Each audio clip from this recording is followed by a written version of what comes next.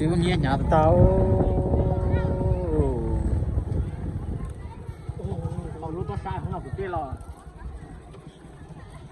lúc chuyện nó cũng nhiều chào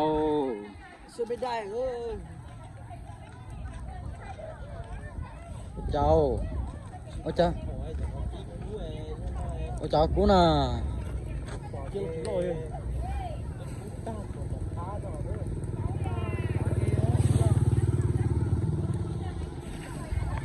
cũng như nhà tao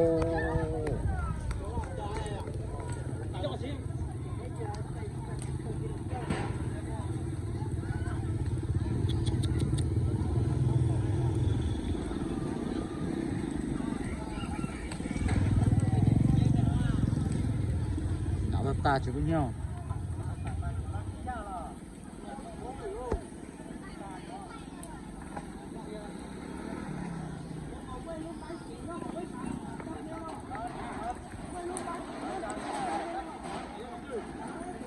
wow mấy đứa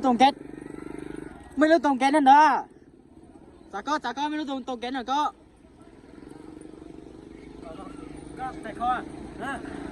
anh em tụi mình toàn quay à kéo tụi mình có tên trong cái sao tầng đéo gì rồi ha chặt kẻ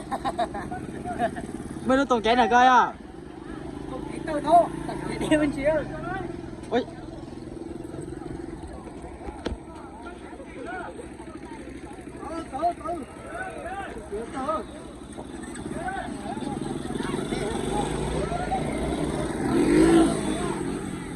ôi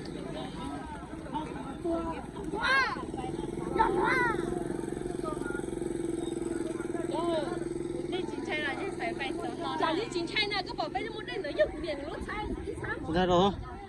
tông kết tơ